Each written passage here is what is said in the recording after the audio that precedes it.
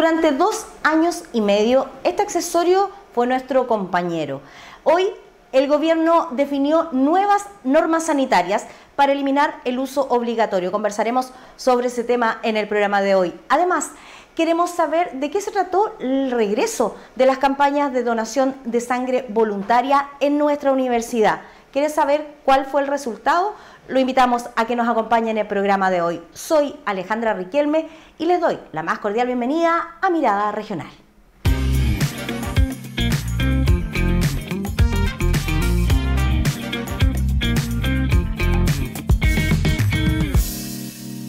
Bienvenidos a Mirada Regional, el programa que por supuesto le comparte a usted todo el quehacer de la Universidad Católica de Temuco a través del canal 50 TV, UCT Araucanía y también a través del cable operador Telsur. Nos puede ver desde Chillán hacia el sur de nuestro país. Como le comentamos en la presentación, hace poco más de 3 semanas el gobierno decidió modificar algunas de las normas sanitarias que regían después de 2 años y medio de pandemia.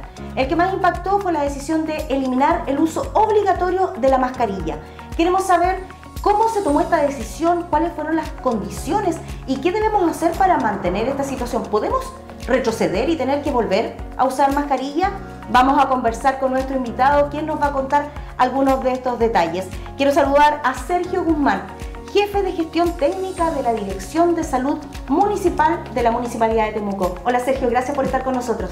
Hola Alejandra, muy buenas tardes. Muchas gracias por la invitación.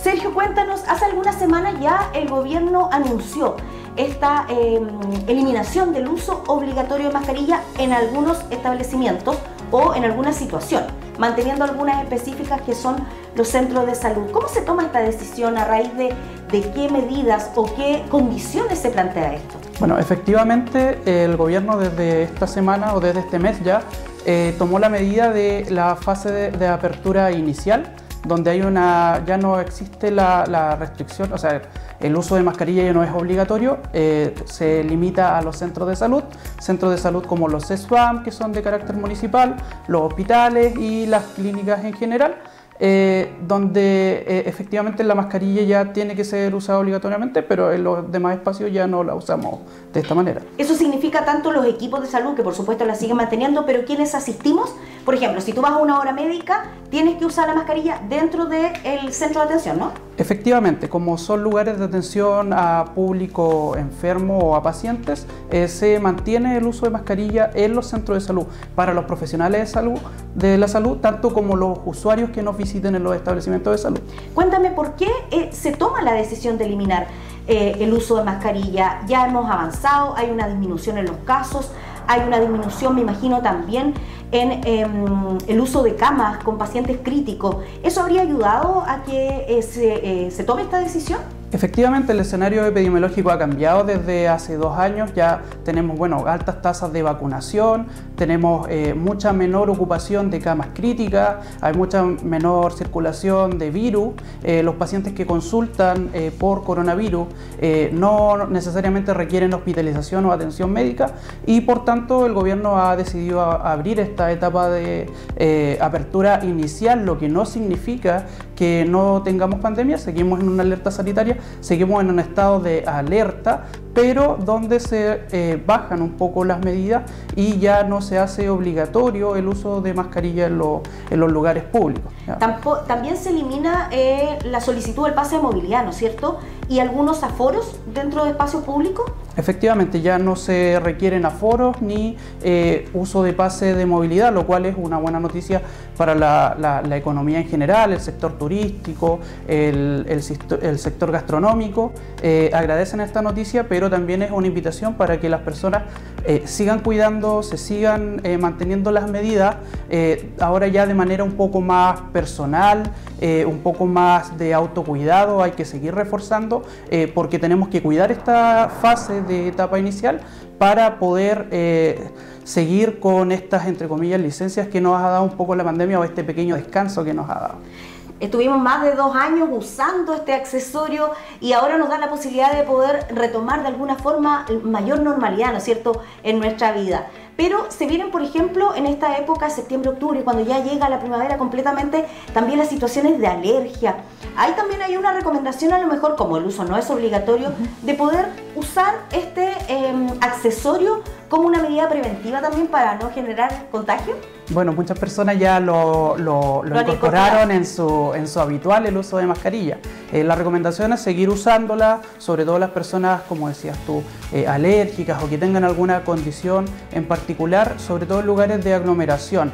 Ya seguir consultando también en nuestro centro de salud. Vamos a mantener durante todo el año por lo menos la toma de PCR en nuestras clínicas móviles, que en este minuto estamos ubicados en la Plaza Aníbal Pinto, en el Estadio Germán Becker de lunes a viernes para toma masiva de PCR, pero también en los centros de salud tenemos el examen disponible. Y en el caso de la vacunación, la campaña de vacunación, ¿eso se mantiene? La idea es invitar a la comunidad también a que complete su calendario de vacunaciones. Efectivamente, independiente al uso o no del pase de movilidad, la vacunación y las ventajas, los beneficios que entrega la vacunación son tan importantes que fue la principal causa por la cual nosotros pudimos superar esta pandemia. Por eso, invitar a las personas que no se han inmunizado, que no se han vacunado a la fecha, que tengan sus calendarios incompletos, a asistir a nuestros centros de salud. En este minuto particularmente estamos vacunando en nuestros centros de salud, estamos vacunando en algunos recintos un poco más grandes, como el Gimnasio Amanecer, en la cancha de Rayuela del sector Pueblo Nuevo. Se ha mantenido esta estrategia y se van a mantener hasta fin de año para coronavirus, pero también para influenza. Hay una invitación entonces ahí a la ciudadanía en Temuco, principalmente, como nos plantea Sergio Guzmán, jefe de gestión técnica de la Dirección de Salud de la Municipalidad de Temuco. La idea es invitarnos a que, si bien dejamos la mascarilla de lado, mantengamos y completemos el calendario de vacunación. Es una de las situaciones, como nos planteaba nuestro invitado, que nos ha ayudado a poder ir superando esta pandemia. ¿Podemos volver atrás? Esto es la apertura inicial, en una fase de apertura inicial, ¿no es cierto? Así como en algún momento estuvimos en una situación de mayor restricciones y fuimos cambiando, avanzando, retrocediendo. En este caso, ¿pudiéramos retroceder y tener que volver a usar la mascarilla, por ejemplo? Efectivamente, como seguimos en un estado de alerta, este estado de apertura inicial puede perderse, así como lo ganamos con todas las medidas que hemos tenido, puede perderse si pudiésemos eventualmente retroceder a estas medidas restrictivas como son el uso de mascarilla o los pases de movilidad. Ese uso no obligatorio de mascarilla, recordémoslo, es en los espacios públicos, pero la invitación es a seguir haciendo prevención, y es una responsabilidad, y ahora llega a ser una responsabilidad más bien compartida, ¿no es cierto? Es una responsabilidad personal. Efectivamente, ahora pasamos a la responsabilidad que teníamos nosotros de manera más institucional como equipos de salud, a entregar o traspasar parte de esta responsabilidad a las personas para que se sigan cuidando, para que sigan asistiendo a las actividades, que vamos a empezar a abrir varias actividades acá en Temuco, o se han desarrollado varias actividades ya en Temuco a nivel municipal y a nivel de otras instituciones, pero que sigan manteniendo las medidas, sobre todo el distanciamiento físico, el uso de mascarilla, la desinfección de manos, son cosas que tienen que llegar para quedarse, sobre todo con estos virus que si bien en este minuto tenemos una incidencia baja a nivel nacional, pudiese en algún minuto haber un rebrote que implique nuevas medidas restrictivas. Ya lo sabe, entonces, si usted no quiere estar obligado nuevamente a tener que utilizar la mascarilla cada vez que salga de su casa o pueda compartir en algún espacio o tenga las restricciones, no pueda ir a un parque, no pueda ir al estadio, no puede ir al cine, no puede ir a comer en familia, cuídese, cuidémonos todos, ¿no es cierto? Cuidémonos todos. Y si de cuidarse se trata, ustedes también desde la Dirección de Salud Municipal no solamente trabajan en el ámbito de la prevención ahora y de todo lo que es las normativas y las situaciones en relación al COVID, también trabajan con otro tipo de acciones, y por ejemplo en este mes de octubre específicamente se están realizando varias acciones en cuanto a la prevención del cáncer de mama. Cuéntanos, Sergio, un poco sobre Efectivamente, este es el mes del cáncer de mama, este es el mes rosado, ¿cierto? En la televisión, en los partidos de fútbol, en todos lados vemos el típico listón rosado que representa el cáncer de mama. Nosotros como municipio no nos quedamos atrás, vamos a tener algunas actividades con luces, algunas actividades con banderines, y también en la Plaza de Armas durante todo el mes de octubre vamos a tener examen físico de mama de manera presencial en la Galería de Artes. Así que invitar a todas las mujeres que quieran realizar su examen físico presencial de todas las edades a asistir a este punto. Me imagino las actividades son gratuitas, ¿no? Y están abiertas a toda la comunidad. Mujeres, ¿desde qué edad en adelante se recomienda que se realicen en forma preventiva este tipo de examen? Bueno, las mujeres mayores de 18 años, nosotros por un tema de resguardar la privacidad de las mujeres y un tema igual de asistencia individual, sugerimos que vayan desde los 18 años, se puedan realizar su examen ya físico de mama, que es importante previo a una mamografía, que la mamografía ya viene recomendada después de los 40 años. También nosotros como municipio, dentro de este año en particular, hemos aumentado la cantidad de mamografía en nuestro CEFAM de Valdivia, y también conseguimos un mamógrafo para este mes para avanzar un poco con el tema de la mamografía a nivel comunal. Ya lo sabe, en salud en nuestra ciudad de Temuco no solamente se preocupa del COVID, estamos retomando todas las actividades, sí, ¿no es cierto? Esas actividades que no podíamos hacer y que ahora estamos invitados a participar todos y todas de estas actividades sin medida de restricción. Ya no podemos ir al estadio tranquilos, podemos ir al parque con los niños sin ningún problema, podemos disfrutar del cine si usted lo desea, y podemos ir a compartir en familia. Cuidémonos todos y todas para que esa medida se mantenga durante el tiempo y no tengamos que volver atrás, ¿no es cierto? Y el día 14 de octubre también, durante esta semana, vamos a tener una actividad del Día de la Alimentación Saludable, Día Mundial de la Alimentación Saludable. Vamos a tener una feria en la plaza, van a haber algunas actividades, van a haber algunos regalos, así que le invitamos a toda la comunidad que pueda asistir de manera ordenada y usando su mascarilla idealmente. Usando la mascarilla ordenadamente, a disfrutar también y a conocer sobre la alimentación saludable. Todos nos cuidamos, todas nos cuidamos, y así podemos tener una mejor ciudad, ¿no es cierto? Mejores ciudadanos. Sí. Muchas gracias, Sergio, te quiero agradecer por esta entrevista, y a ustedes, por supuesto, los invitamos a continuar en nuestra sintonía, porque de regreso vamos a estar contándoles también de una actividad en el ámbito de la salud que realizó la Universidad Católica de Temuco. Vamos a una pausa y estamos de regreso.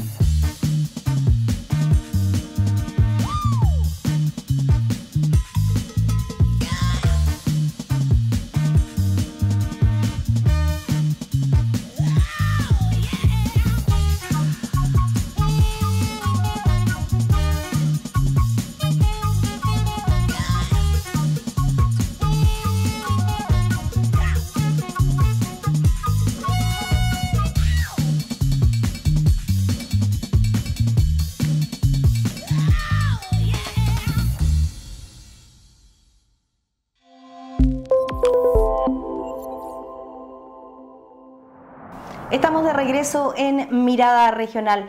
Tras largos meses sin realizar operativos de donación de sangre, la Universidad Católica de Temuco reinició esta labor y junto a Red Salud y el laboratorio Sangre Austral realizaron un exitoso operativo de donación de sangre en nuestra casa de estudios. Específicamente hasta el campus San Francisco, el edificio Clotario Bles, llegaron decenas de estudiantes para participar y realizar esta donación voluntaria. El periodista Misael Urrutia estuvo en el lugar y vamos a conversar con él para conocer qué sucedió en esta jornada. Hola Misael, ¿cómo estás? Hola Alejandra, ¿cómo te va? Efectivamente, nosotros nos encontramos en estos momentos en el edificio A del campus San Francisco de la Universidad Católica de Temuco, precisamente en esta campaña de donación de sangre que se está realizando acá en la Casa de Estudios Universitaria de la región de la Araucanía, precisamente donde ha llegado bastante parte del estudiantado a realizarse este examen, un examen que es por una noble causa para salvar vidas. Y en este momento nos encontramos con Andrea Navarrete, quien también es docente de nuestra casa de estudios y encargada de este operativo, que nos va a entregar un poco más de detalle y cómo se ha estado desarrollando esta jornada. Te paso a saludar ahora, Andrea, y comentarnos un poquito el objetivo de esta iniciativa, sobre todo que tú nos comentabas en off que es la primera que se realiza después de la pandemia.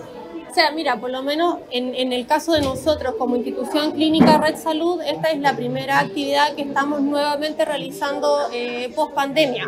Nosotros anteriormente siempre hemos tenido nexo igual con la Universidad Católica y por lo tanto en años anteriores también habíamos realizado actividades y la verdad es que con esto queremos como volver a reactivar, a incorporar a la comunidad estudiantil, a fomentar un poco, porque si bien estas actividades se hacen en el fondo acá puntualmente para captarlos a ellos como estudiantes, informarlos y todo, los distintos puntos de donación, no solo nuestros de la clínica, sino que también dentro de Temuco siguen estando abiertos durante toda la época en el fondo.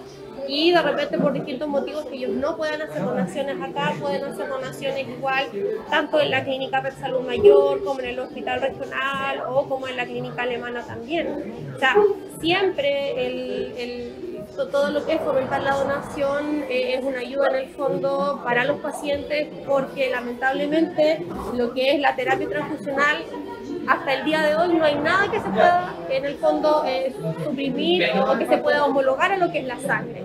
La única forma que tienen los pacientes de recibir en el fondo terapia de concentrado de glóbulos rojos, de plaquetas, de plasma fresco congelado es a través de las donaciones. Entonces uno siempre en su lugar le solicita muchas veces colaboración a la familia, pero a veces eso igual se hace poco. O sea, lo que usan los pacientes versus lo que a veces colabora la familia necesita un apoyo adicional. Y para eso entonces gestionamos este tipo de actividades en el fondo, buscando donaciones voluntarias, buscando enseñar, buscando informar y fomentar lo que es la donación de sangre. Los criterios, hay mucha gente que ha participado, pero hay que destacar bien también, Alejandra, que no todos pueden donar porque hay que cumplir un filtro, una serie de requisitos precisamente para poder hacer esta donación.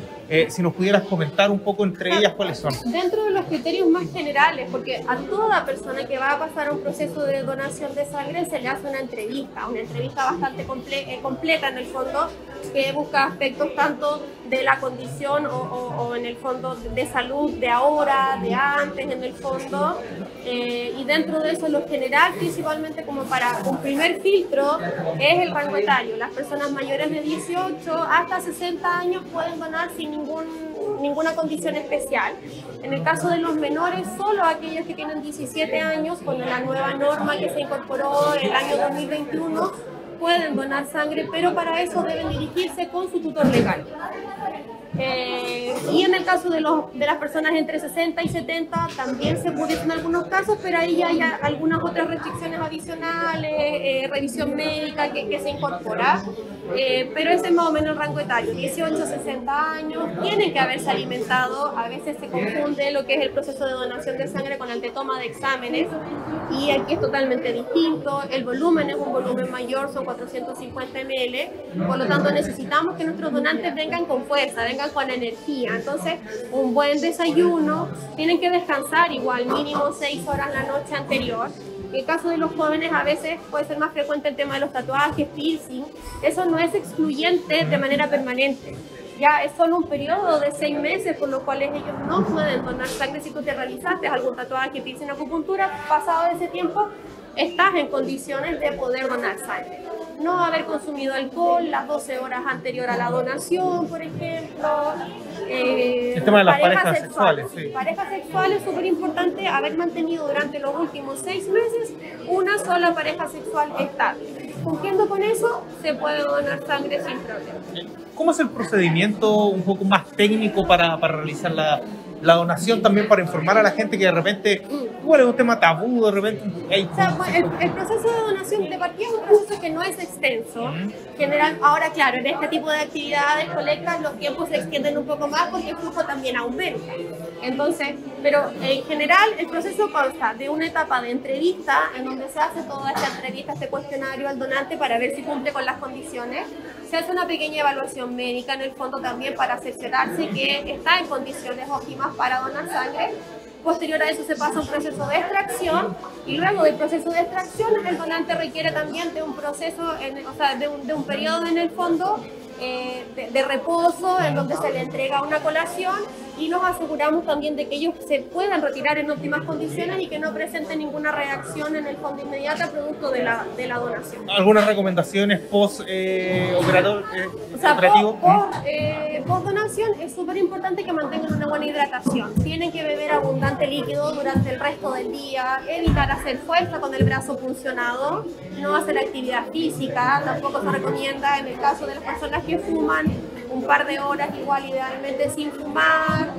Esas son como las recomendaciones en el fondo más generales. Mantener igual una alimentación en el fondo dentro de sus horarios, evitar de repente periodos muy largos sin alimentarse, que a veces en el caso de los chicos, los estudiantes de repente vienen y toman desayuno y a veces no vuelven a sus casas hasta tarde y ya entonces es igual fomentar que no se sientan mal después de haber donado sangre. Destacar también, Andrea, la documentación que se pide al momento de llegar acá o al momento de hacer donaciones, principalmente cédula de identidad. O sea, el documento en el fondo es un documento de identificación. El documento de identificación debe tener en el fondo los datos de la persona y mejor aún si tiene una foto. Entonces, en este caso, para nosotros son válidos el carnet de identidad, muchas veces el pase que les da la universidad, su pasaporte, del fondo. Esos son como los documentos que a nosotros nos permiten validar identificación y con eso poder ingresar ya al donante a seguir los pasos continuos. Bueno, Andrea, te agradecemos este instante que pudiste participar acá en Mirada Regional para dejarnos y despejarnos todas las dudas respecto a este proceso que es bastante noble también, bastante humano este gesto por parte de las personas para poder ayudar a otras. Ahora a continuación también damos las gracias. Andrea. Vamos a pasar a hablar con José Luis Ollarse, él es integrante del Centro de Sangre Austral, que nos va a acompañar también ahora y también se sumó a esta iniciativa acá en la Universidad Católica de Temuco, precisamente comentarnos qué le parece esta iniciativa, que las instituciones universitarias también se vinculen, que hagan un llamado a las personas, sobre todo en un tiempo que fue bastante complejo como lo fue la pandemia. Sí, yo creo que es importante volver a retomar lo que es las universidades porque en tiempos de pandemia se vio un poco restringido lo que es el acceso a las universidades. Nosotros perdimos estos campus, ¿ya? Que se traduce en menos donantes. Entonces, numéricamente estamos muy contentos de participar hoy día con la Universidad Católica de Temuco porque esto significa gran cantidad de donantes, también educamos a la población y estas son las instancias donde nosotros sabemos que los jóvenes son la futura población del país. Entonces, aprovechamos la instancia para hacer educación sobre el tema de donación de sangre, que es un poco reacia en nuestra población. ¿Cómo se hizo en la pandemia? ¿Cómo funcionó esto debido a los espacios restringidos, los aforos y también las cuarentenas? Bueno, claro, nosotros nos vimos en la problemática de que perdimos lo que es las universidades, que es un gran... Numéricamente son todos nuestros donantes que teníamos en el año, entonces nos enfocamos en un call center. ¿Ya? Tenemos nuestra base de datos, en la cual tenemos registrado a todos nuestros donantes previos que ya han donado con nosotros, tienen su correo electrónico, sus números de telefónico. Entonces empezamos a llamar a nuestros donantes y a preguntarles si les gustaría donar y empezamos a hacer una agenda mensual. Con esa agenda mensual nosotros fuimos a sujetando lo que era el stock. Me imagino que la idea es tratar de replicar estos procedimientos, que la gente se siga sumando. Hoy día, por lo que se pudo ver, bastante gente se acercó acá hasta las instalaciones del edificio A, y me imagino que para ustedes son muy buenos. Es muy bueno para el stock, y en realidad siempre hay un flujo, una comunicación entre Temuco, Osorno, Puerto Montt. Si hay un centro o algún banco de sangre que les falte componentes sanguíneos, basta con que llamen telefónicamente, se comuniquen con los colegas y hay un flujo de componentes sanguíneos. Entonces, básicamente todos nos vemos beneficiados con los componentes sanguíneos, porque todos podemos ser pacientes en algún momento. La sangre, principalmente el líquido vital que se recolecta, en definitiva, no solamente se queda acá, sino que dependiendo del stock, como tú mismo lo mencionabas, en ciertos puntos del país se puede trasladar. ¿Cómo funciona ese procedimiento? Bueno, básicamente todo parte porque la sangre se fracciona en distintos componentes, en glóbulos rojos, plasma y plaquetas. Cada uno de estos componentes tiene temperaturas distintas de almacenamiento, y nosotros tenemos contenedores especiales que vienen refrigerados. Si transportamos, por ejemplo, glóbulos rojos desde Puerto Montt a Temuco, tenemos unos contenedores especiales que mantienen los glóbulos rojos a una temperatura de 2 a 10 grados Celsius. Se mantiene la cadena de frío. Se mantiene la cadena de frío, y por lo tanto ese componente sanguíneo no pierde su calidad y puede utilizarse para los pacientes. Si transportamos plasma, igual vienen congelados, ya a una temperatura de menos 30 grados Celsius, y con eso se mantiene la cadena de frío. Bueno, José Luis, ya para ir finalizando, ¿sí?, hacer un llamado a la comunidad, en este caso, a que algún número de contacto donde la gente pueda participar no solamente en estos operativos, sino que también otros que se puedan replicar en otros puntos de Temuco o la Araucanía, en este caso la zona sur de Chile, para poder informar a la comunidad. Especialmente yo hago un llamado a la población de la 9ª región que se acerquen a lo que es el banco de sangre del hospital regional. No solamente ustedes pueden donar en estos puntos, ¿cierto?, que se dan en ciertas ocasiones. Ustedes pueden donar, los hombres pueden donar cada 3 meses y las mujeres pueden donar cada 4 meses durante todo el año. Entonces, acérquense siempre, aunque ustedes no tengan un familiar enfermo en el hospital, piensen en los otros, en los demás. Así que siempre hay una oportunidad para aprender y ser donante altruista, que es la mejor opción, salvar vidas. Perfecto, muchas gracias, José Luis, ahí te damos este espacio para que pudieras también explicarnos un poco cómo funciona en este caso los bancos de sangre. También pudimos hablar con Andrea Navarrete, quien nos comentó un poco más en sí el operativo que se está desarrollando, así que te agradecemos por estos minutos. Muchas gracias a ustedes por el espacio, y para aprovechar igual de difundir esto de la donación de sangre a la población en general. Bueno, ahí estábamos conversando con José Luis Ollarse, Alejandro Riquelme, precisamente sobre esta importante iniciativa que se desarrolló acá en el edificio A del Campus San Francisco de la Universidad Católica de Temuco, con esta campaña de donación de sangre que realmente fue bastante exitosa, con bastante público que se acercó acá hasta las instalaciones de la Casa de Estudios, ubicadas en calle Manuel Montt, precisamente para sumarse a esta campaña. Lo mismo, se les hacía el llamado a sumarse no solamente a esta iniciativa que se hizo acá el día de hoy, sino que también llamar a los números habilitados, a acercarse hasta los centros de salud que estén habilitados para la donación de sangre, para esta noble campaña también, que como lo habíamos mencionado al principio, salva muchas vidas. Desde acá nos despedimos, Alejandra, te mandamos un abrazo y que estés muy bien. Chao, chao. Muchas gracias, Misael, por ese interesante y completo informe de lo que fue la jornada de donación voluntaria de sangre, una iniciativa solidaria que se retoma acá en nuestra Universidad Católica de Temuco. Con esta información vamos a despedir el programa de hoy y lo dejamos invitados, por supuesto, a que nos siga acompañando en la sintonía del canal TV50 UCT Araucanía. Nos vemos en otra oportunidad.